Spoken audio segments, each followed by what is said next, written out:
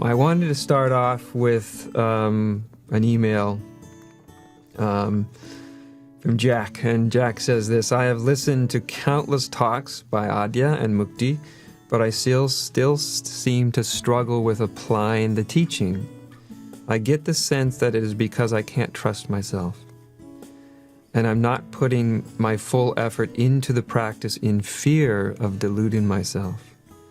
Do we need to trust ourselves, or do we need to just trust in the consciousness you speak of? You know, Jack, that's a really good question, you know, because I do often say this to people, is to trust yourself. And what I really mean by trust yourself is I'm not really saying in our, you know, our whole conditioned self, you know, to trust in that, because we've all done that in our life. And it's, you know, it's got us into sometimes a lot of difficult situations because that part of the personality structure, you know, is so conditioned that it's really hard to know what to trust about it or not. So when I say trust yourself, even though this, for some of you, will probably sound pretty abstract, what I really mean is to trust the spirit within you. It's not the ego voice, it's not the personality voice, neither is it separate from them, but essentially it's not the ego or the personality voice, but there's something inside that kind of comes from a stillness, and it's not essentially intellectual, it's not essentially thought-driven. Sometimes we can receive guidance by what's been called the still small voice, like a little whisper in stillness that just gives you the most simple guidance. It's never a long explanation about anything. It's just usually very succinct, very brief, and doesn't justify itself, doesn't argue its point. The more ego-driven, you know, voice will often, you know, it'll just produce often a long series of analysis, and it will justify itself. You know, if you ask it, well, is this, how do I know this is the voice to trust? And it will give you all sorts of explanations of why it's trustworthy, or it might be saying it's untrustworthy. But the still small voice, it's just like a gift of guidance that comes from stillness, that comes from the heart. And it doesn't justify itself. It's just like a little gift, and you take it or you leave it. You listen or you don't listen. In my way of seeing all this, I think that the still small voice is actually the original form, or the deepest form of a word that's not used that much today, which is our conscience. You know, our conscience is often, there's a kind of conscience that's really kind of learned. You know, it's learned through growing up, through being socialized and encultured, and through family and friends, and, you know, and it's sort of this really conditioned kind of conscience, which isn't real conscience anyway. It's just sort of a conditioned voice that tells you what you should or shouldn't be doing. In psychology, they would call that really the superego, sort of the parental ego. But the still small voice is different from that. It's a different kind of conscience. It's something that comes from a very quiet place, a very still place. It doesn't judge, and it doesn't say should or shouldn't. It's just like a little gift of guidance. And so sometimes it can arise as a still small voice. More often than not, actually, that inner guidance of spirit isn't really conceptual at all. Sometimes it'll arise as sort of a still small voice, but more often than not, it's this sort of inner sense. It's this really kind of the quickest way to access it is actually in your body. Because our bodies are really, really good truth detectors. So when we're not in truth, no matter what our mind thinks, our bodies will tend to have some sort of contraction, some sort of uncomfortability. And often that is underlying sense of spiritual guidance or true conscience, a conscience that isn't culturally derived, but it's sort of intuitively derived from stillness. And of course, when we start out, often we don't have a really very accurate sense of that at all. We really may not sense it at all because many human beings have been literally conditioned to not listen to that, not even to listen in a subtle way to their own bodies, much less the subtle guidance of sort of the still small voice. You know, most of us as we grew up, we were encultured to do what we're told, to society and our upbringing, it basically sort of conditioned us with its kind of conscience or its sense of morality, which is fine, you know, it's not necessarily wrong, but sometimes it can actually be misleading, and sometimes it can actually go against the real intuitive or divine guidance. It's a bit like achieving balance. You know, when you learn to walk or you learn to ride a bike, how do you learn balance? How do you learn how to walk? You don't learn how to walk because someone tells you how to walk. If you can imagine a parent saying to their, you know, one or 2-year-old child, well, when you want to walk, you know, you first you stand up and then you move your foot forward and then you put your heel down and roll onto the ball of your foot and then bring the next leg up. And, you know, all of this would be quite meaningless to a child. Basically, you just put them up on their feet and you just say, okay, try to walk. And the child will take a step or 2 steps and then they'll kind of fall down, and then you put them back on their feet and you say, give it another try. Let's try again. And they take a step or 2 and they fall down. And then they start taking 3 steps before they lose balance, and then 4 steps, and then 5 steps. And it's not something you can figure out. You know, you can't figure out how to find balance, you know, or if you're walking on a tightrope, you can't figure out. As soon as you start thinking about it, you're going to fall off the tightrope. You're going to lose balance. So this is part of what it is to come into our deeper sense of what's trustworthy, which is really what we're talking about, what's really trustworthy inside.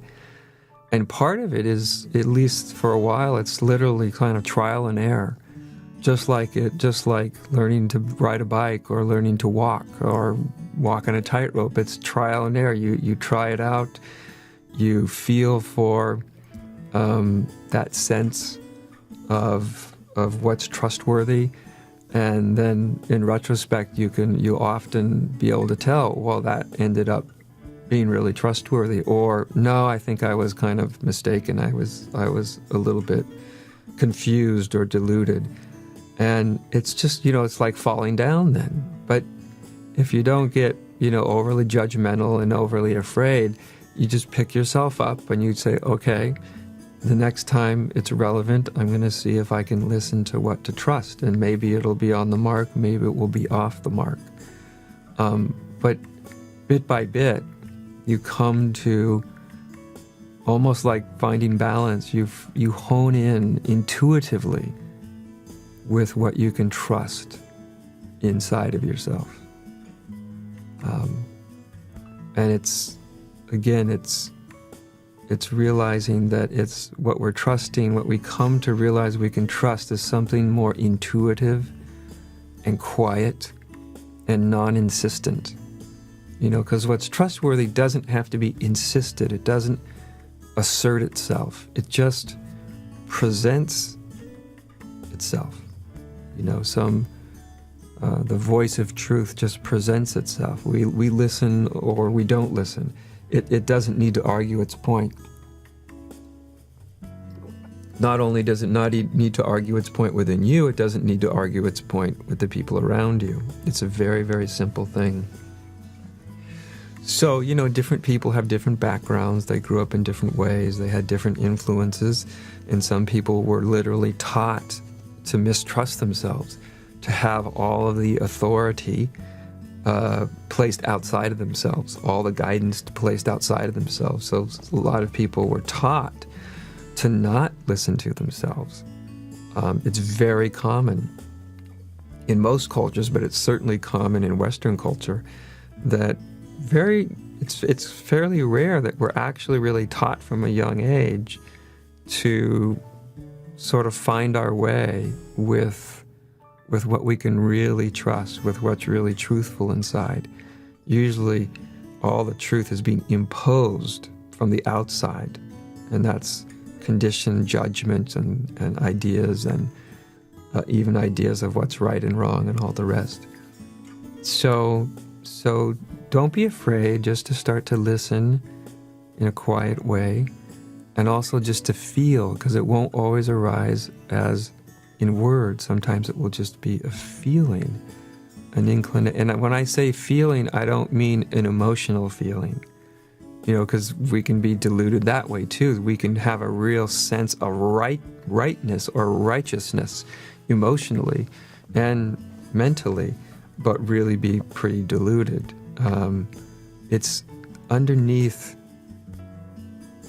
the normal conceptual mind, and it's underneath the emotional reactivity, positive or negative. It's a deeper intuitive sense and feeling. And you just have to just endeavor to start listening to it, and then see when it seemed accurate, when it didn't. And that helps you hone in more and more on what you can trust. And like anything in life that we're really gonna learn deeply, is we have to be willing to fail. We have to be willing to fail over and over again. Just like when a child learns how to walk or learns how to ride a bike, you have to be willing to fall down. Otherwise, you'd never get up on your feet again. And so it's true